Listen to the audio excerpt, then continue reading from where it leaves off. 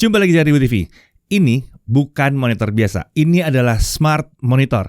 Monitor ini disebut Samsung sebagai do it all screen karena kemampuannya yang lebih dari monitor biasa. Ya, Samsung Smart Monitor M8 ini atau M8 ini bisa digunakan sebagai monitor biasa terhubung dengan komputer atau perangkat lainnya. Tapi nama Smart ini menunjukkan bahwa monitor ini bahkan bisa beroperasi tanpa adanya tambahan perangkat lain. Mau nonton Netflix bisa, mau kerja pakai Office tanpa komputer bisa juga.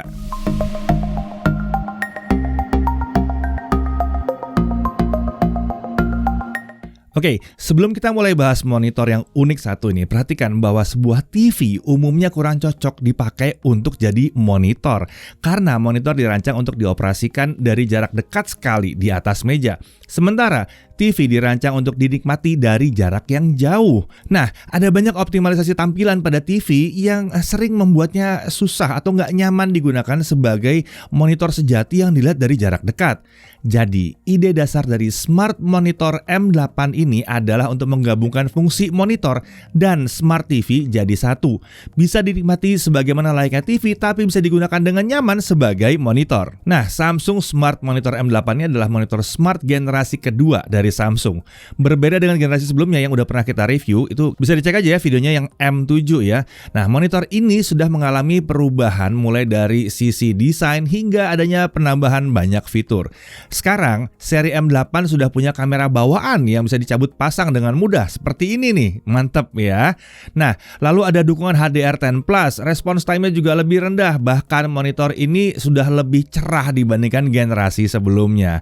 Oke, langsung aja kita bahas dari spesifikasinya. Layar 32 inci, resolusi tentunya 4K, aspek rasio 16:9, dan ini adalah panel VA, tapi bukan panel VA kaleng-kaleng. Ini keren banget. Dilihat dari samping begini aja, monitor ini nggak jauh beda ketimbang dilihat dari depan langsung. Lalu untuk response time sudah 4 millisecond gray to gray, refresh rate 60 Hz, brightness-nya tipikal 400 nits menurut Samsung. Color gamutnya menurut Samsung 99% sRGB. Kontras rasionya adalah 30:1. Viewing angle-nya, nah seperti kita bahas tadi, 178 derajat, horizontal maupun vertikal. Sudah support HDR10+, OS-nya pakai Tizen. Untuk konektivitas, dia bisa Wi-Fi 5, bisa Bluetooth versi 4.2 juga. Dalam paket penjualan kita lihat ada unit monitor, ada base stand, leher stand-nya juga ada tentunya, ada satu buah kabel power dan adapter sepanjang 1,5 meter. Lalu ada satu kabel USB Type-C, ada satu kabel micro HDMI to HDMI, lalu ada satu buah Samsung Slim Fit kamera dan ada remote control-nya. Tentunya ada kartu garansi dan petunjuk penggunaan. Tapi kalau mau versi lengkapnya atau e-manualnya itu ada di website resminya. Atau bisa juga lihat di monitor ini dengan masuk ke menu support. Untuk desain, sebagai monitor 32 inci, ini desainnya tipis dan minimalis dengan material bodi dari plastik yang kokoh. Desain base stand-nya berbentuk persegi panjang dengan bentuk tiang penyangga yang unik banget, keren ini ya. Stand-nya juga sudah punya mekanisme tilt dan height adjustment. Berbeda dengan material monitor dan tiang penyangga, konstruksi dari material base stand ini dari logam yang kokoh. Hal ini berguna untuk menjaga kestabilan monitor tentunya ya. Untuk warna hanya ada satu pilihan untuk di Indonesia ya, ada warnanya warm white doang atau ya warna putih aja di sini. Untuk yang sunset pink, daylight blue, spring green sayangnya belum tersedia di Indonesia. Ketebalan monitor ini adalah 1,14 cm, jadi lebih tipis daripada generasi sebelumnya. Untuk dimensi monitor saat menggunakan stand itu panjangnya 71,3 cm, tinggi 57,5 cm, dengan ketebalan karena standnya jadi 20,3 cm saja. Sedangkan untuk total bobot monitor ini dengan standnya adalah 6,7 kg. Nah, untuk si depan monitor terlihat bahwa layarnya sudah menggunakan permukaan anti-glare. Ini meminimalkan pantulan cahaya yang mengganggu, membuatnya cocok banget untuk jadi layar monitor. Bezel di ketiga sisinya terbilang tipis untuk kiri, atas, dan kanan ya. Di bawah itu terdapat indikator daya dan sensor suara. Di sisi belakang monitor kita bisa lihat ya bahwa desainnya terlihat simple dengan tekstur yang berpola tulang ikan atau kata Samsung ini herringbone pattern ya. Di sisi tengah terdapat port kamera berbasis pogo pin dengan magnet yang membuat pemasangan kamera jadi mudah banget di sini. Di sisi kanan kirinya tentunya ada speaker ya, stereo ya. Lalu di tengah bawah terdapat satu tombol navigasi 5 arah. Tentunya di sisi belakang monitor ini terdapat beberapa konektor. Antara lain ada satu port micro HDMI 2.0, lalu ada 2 port USB Type-C. Sebagai catatan, hanya satu port yang mendukung display output dan power delivery 65 watt. Kemudian di sini juga ada power input. Nah, di tiang penyangga terlihat bahwa ada lubang untuk cable management. Sayangnya monitor ini nggak support VESA mounting, jadi kita nggak bisa pasang dia ke dinding. Jadi smart monitor ini memang dirancang untuk digunakan di atas meja. Nah, sekarang kita masuk ke proses pemasangannya. Oke, seperti biasanya kita akan terlebih dahulu memasang base stand pada tiang penyangga dan kemudian dipasang ke monitor. Setelah penyangganya menyatu dengan monitor, kita bisa langsung pasang kabel power dan input melalui lubang cable management. Setelah itu monitor langsung siap digunakan. Monitor ini mengizinkan pengaturan ketinggian naik turun 12 cm. Selain itu monitor ini juga bisa menengadah hingga 15 derajat dan menunduk minus 2 derajat. Lanjut ke pengaturan tampilan gambar, tersedia menu picture size untuk mengatur ukuran layar. Lalu ada menu eye care yang terdiri dari adaptive picture dan eye saver mode. Kemudian ada expert settings yang terdiri dari brightness, contrast, sharpness, color, tint, contrast enhancer, color tone, white balance, gamma, color space. Pokoknya lengkap di sini. Tentunya terdapat juga preset color. Saat kita menggunakan Tizen OS terdapat 4 preset yaitu Dynamic, Standard, Movie, dan Filmmaker Mode. Sedangkan saat menggunakan PC hanya tersedia 2 preset yaitu Entertain dan Graphic. Oke, mari kita bahas fitur-fitur unggulannya ya. Yang pertama, dia punya Smart TV Experience katanya. Nah, tentunya ini berbeda dengan monitor biasa yang hanya dirancang untuk dipasang ke perangkat yang lain. Smart monitor ini memiliki fitur yang mirip sekali dengan Smart TV, yaitu bisa digunakan secara mandiri tanpa perangkat tambahan. Hanya dengan menghubungkan ke internet, kita sudah bisa membuka konten OTT atau over the top seperti Spotify, Netflix, YouTube, Prime Video, Apple TV, dan sebagainya. Tentunya tersedia juga remote yang membuat navigasinya jadi mudah dan ada voice assistance. Lalu ada Wi-Fi, ada Bluetooth, speaker, dan yang pasti juga pakai Tizen OS sebagai OS untuk Smart TV-nya. Lalu kemudian ada yang namanya Workspace, ini untuk bekerja tanpa PC. Tersedia fitur remote access. Fitur ini akan sangat berguna kalau kita ingin mengendalikan dan mengoperasikan PC dari jarak jauh. Tersedia Microsoft 365 sehingga memudahkan kita bekerja seperti mengakses atau untuk ngedit dokumen. Tersedia juga aplikasi video conferencing seperti Google Duo built-in di smart monitor ini. Lalu berikutnya lagi dia punya IoT Hub dengan SmartThings. Dengan adanya SmartThings ini kita bisa mengatur perangkat IoT yang ada di rumah. Contohnya seperti CCTV, lampu, kulkas, alarm, dan lain-lain melalui monitor ini. Sebagai catatan, perangkat IoT-nya harus yang kompatibel dengan SmartThings-nya Samsung ya. Nah, kemudian ada mirror casting. Tentunya, mirroring secara wireless dari smartphone sudah didukung. Lalu untuk lebih asiknya lagi, smart monitor ini juga mendukung Tab View untuk memindahkan konten secara cepat dari smartphone Samsung ke layar monitor. Nah, monitor ini juga mendukung Samsung DeX melalui wired atau wireless, bisa ya, sehingga bisa menawarkan pengalaman serupa menggunakan PC di sini. Nah, kalau kalian tidak pakai Android, smart monitor ini juga mendukung AirPlay 2 untuk menghubungkan perangkat Apple ke sini. Kemudian, dia punya Intelligent Mode. Fitur ini mampu menyesuaikan layar dan speaker monitor sesuai dengan keadaan sekitar, sehingga memberikan pengalaman menonton dengan baik. Terdapat 4 pengaturan di Intelligent Mode, yaitu Adaptive Picture, Active Voice Amplifier, Adaptive Sound Plus, dan Adaptive Volume. Lalu, dia juga tentunya punya Voice Assistant. Kan smart ya, tapi yang dipakai tentunya adalah Bixby, yaitu Voice Assistant dari Samsung. Sehingga kita bisa melakukan berbagai hal dengan monitor ini melalui perintah suara, misalnya saat melakukan navigasi, mematikan monitor, dan lain-lain. Sayangnya sampai sekarang Bixby ini belum support bahasa Indonesia ya, jadi kita perlu menggunakan bahasa Inggris. Semoga nantinya akan ada update untuk bahasa Indonesia. Nah, lalu dia punya Game Mode. Fitur ini didesain untuk mengoptimalkan pengalaman saat kita main game di PC maupun dengan konsol di sini. Di Game Mode tersedia fitur untuk mengatur response time. Ada 3 preset, yaitu Standard, Faster, dan Extreme. Tersedia juga 6 preset preset mode tambahan, yaitu ada standar, RPG, RTS, FPS, Sports, dan Custom. Saat HDR dijalankan, sudah tersedia preset game HDR juga. Menarik ya, di monitor ini terdapat fitur Ultra Wide Game View. Fungsinya membuat monitor ini mendukung tampilan dengan rasio 21:9 atau yang melebar. Jadi kalau main game seperti racing, main game bola, atau FPS, rasanya lebih asik aja. Tapi tentunya karena ini layarnya aslinya 16:9 ya, saat diaktifkan jadi akan ada bar hitam di sisi atas dan bawahnya. Kemudian saat game mode dinyalakan, kita bisa masuk ke menu game bar dengan mengatur game mode dengan menahan tombol play button di remote. Lalu dia punya fitur multi view, terdapat fitur picture by picture atau PBP dan picture in picture atau PIP yang bisa menampilkan dua konten sekaligus. Contohnya PC dan smartphone itu bisa ditampilkan bersamaan. Kita bisa mengkonfigurasi kedua konten atau mendengarkan suara dari keduanya juga. Selain itu, kita juga bisa menambah sendiri konten apa saja yang ingin kita tampilkan. Kemudian, fitur unggulan lainnya adalah built-in kamera. Ya, tersedia kamera bawaan bernama Slim Fit Camera yang menggunakan pogo pin dengan magnet, jadi sangat mudah sekali dilepas pasang. Basisnya ini sebetulnya masih tetap USB ya. Nah, kamera ini punya resolusi Full HD 1920x1080 pixel 30 fps. Viewing angle-nya mencapai 85 derajat. Tersedia fitur face tracking dan auto zoom, tapi di Google Duo ya. Kemudian ada automatic source switch Plus. Monitor ini akan secara otomatis mendeteksi dan langsung memindahkan input display sehingga kita tidak perlu memilih input secara manual lagi. Lalu ada Samsung Advanced Eye Comfort. Terdapat fitur Eye Saver Mode dan Flicker Free. Kedua fitur ini berguna untuk menjaga kesehatan dan kenyamanan mata kita saat kita menggunakan monitor ini dalam jangka waktu yang panjang. Fitur Eye Saver juga dapat digunakan dengan mengubah pengaturan di iCare. Oke, sekarang kita beralih ke pengalaman kita saat pertama kali kita setup Tizen OS-nya ya. Setup ini sebenarnya cukup mudah ya. Langkah awal kita hanya perlu milih bahasa yang digunakan. Lalu ada dua opsi untuk setup. Kita bisa menggunakan remote atau kita bisa pakai smartphone.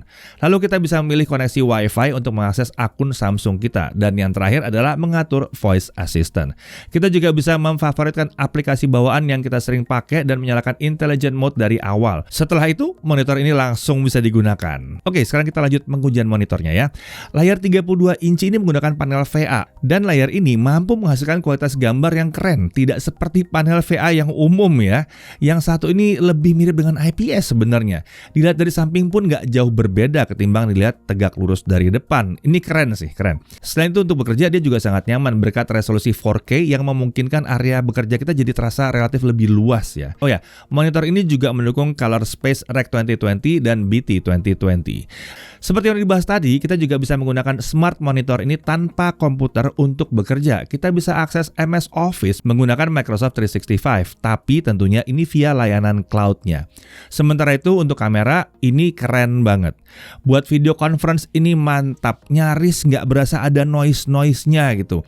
Beda dengan kamera laptop ya. Sayangnya untuk fitur face tracking dan auto zoom itu hanya ada di aplikasi Google Duo bawaannya aja. Lalu kalau kita bicara soal monitornya, untuk kelas monitor, suara yang dihasilkan dari speaker ini juga mantap nih, terutama kalau mungkin di belakangnya ada tembok, lebih mantap lagi ya. Nah, saat nonton film menggunakan HDR, warna yang dihasilkan juga keren. Ini semua berkat dukungan HDR10+. Oh ya, kalau kita lagi pakai PC atau laptop dan mau menggunakan konten HDR, jangan lupa bahwa kita memang harus pakai kabel HDMI. Dalam pengujian, kami menemukan bahwa di Tizen OS pada saat pakai fitur smartnya ya, semua preset gamut coverage-nya sesuai dengan klaim, yaitu 99% sRGB.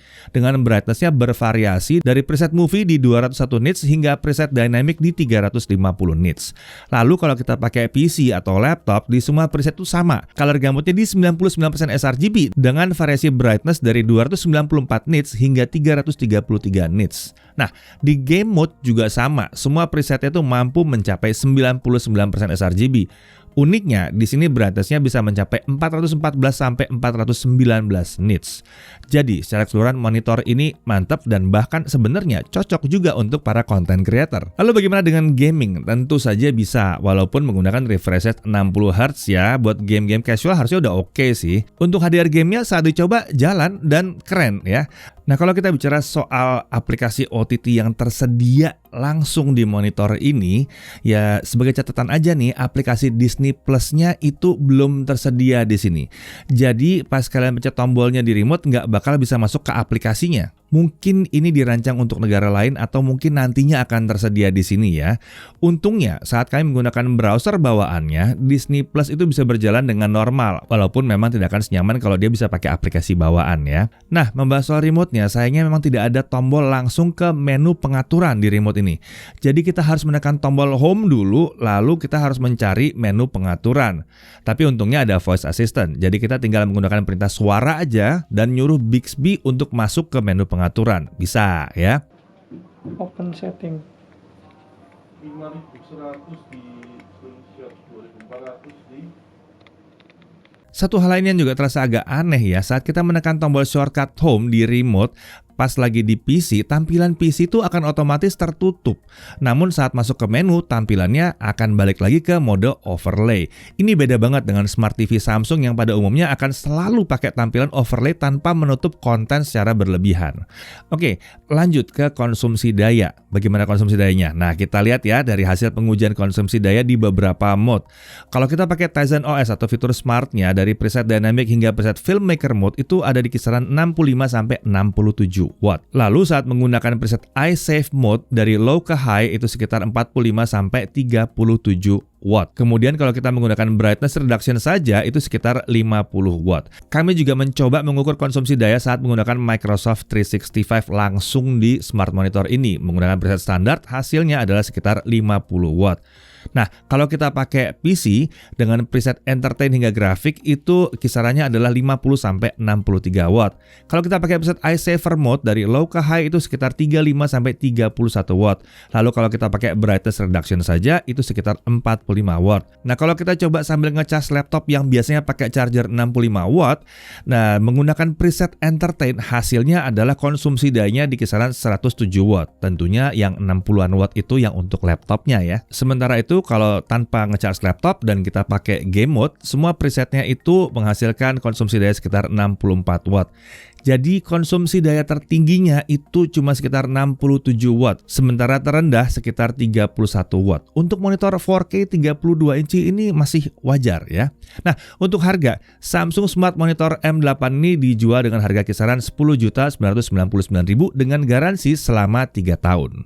Oke, hal yang perlu diperhatikan. Pertama, tidak ada VESA mounting. Jadi ini beda sama generasi sebelumnya ya. Jadi dia nggak bisa dipasang ke dinding. Lalu, fitur face tracking dan auto zoom itu hanya eksklusif di aplikasi Google Duo yang terpasang di sini aja ya. Lalu untuk warna, di Indonesia sayangnya hanya ada warm white saja, tapi kayaknya cukup universal ya warnanya ya. Kemudian aplikasi Disney Plus itu sayangnya juga belum ada di Indonesia. Untungnya bisa dibuka pakai browser bawaan. Lalu bisa dibilang dia minim port, tapi untungnya port USB Type-C yang ada itu bisa dipakai sebagai USB hub. Jadi kalau emang butuh banyak port tambahan bisa diakomodasi, tapi ya harus pakai USB hub terpisah. Nah, dari sisi menariknya, layar 32 inci dengan resolusi 4K-nya ini buat kerja enak bener. Dan kemudian walaupun panelnya VA, warna yang dihasilkan tuh udah keren di sini. Color gamutnya juga tinggi, bahkan masih cocok untuk content creator. Kualitas speakernya juga cukup lantang dan jernih. Desain monitornya juga menarik, minimalis, modern, keren gitu ya. Dan karena ukurannya dia juga cocok untuk space yang di meja yang kecil ya. Lalu sama seperti Smart TV, kita bisa menikmati konten over the top. Buat kerja tanpa PC juga enak ya. Ada Microsoft 365, ada remote access, bisa pakai Samsung DeX juga kalau mau pakai dari smartphone kerjanya. Lalu dia sudah punya HDR10 Plus. Ya, kalau hanya diperhitungkan sebagai Smart TV saja, harganya memang tidak bisa dibilang murah. Tapi harus diingat bahwa ini adalah sebuah monitor 4K dengan penampilan ekstra keren dengan beragam fitur smart yang membuatnya bisa digunakan sebagaimana layaknya sebuah Smart TV. Ada kameranya pula. Jadi sebetulnya Samsung Smart Monitor M8 ini untuk siapa? Ini cukup unik ya. Menurut kami ini bisa untuk semua jenis pengguna. Mungkin hanya kurang pas untuk para gamer esports yang serius dan butuh refresh rate ekstra tinggi. Lupakan aja nama jenis layarnya yang VA itu ya. Layar yang besar ini kualitas warnanya bagus dan mantap untuk nonton dan kerja. Kualitas speakernya juga mantap. Kualitas kameranya yang tersedia ini juga sangat keren, cocok banget buat video conference. Mungkin penggunaan yang paling pas adalah untuk mereka yang ruangannya cenderung terbatas, tapi ingin punya TV juga dan punya monitor besar untuk dipasangkan ke komputer. Karena monitor ini memang bisa menggantikan fitur Smart TV dan monitor komputer. Mau lebih lengkap lagi, pasangkan STB TV digital ke port HDMI dan monitor ini bisa menangkap siaran TV sebagaimana layaknya sebuah TV biasa. Pada akhirnya kami merasa bahwa apa yang ditawarkan smart monitor ini sudah sepadan dengan beragam macam fungsinya. Sangat layak dipertimbangkan terutama apabila kebutuhan kita memang terpenuhi dengan apa yang ditawarkan oleh smart monitor yang satu ini. Saya Deddy Irfan, Jaga Ribut TV.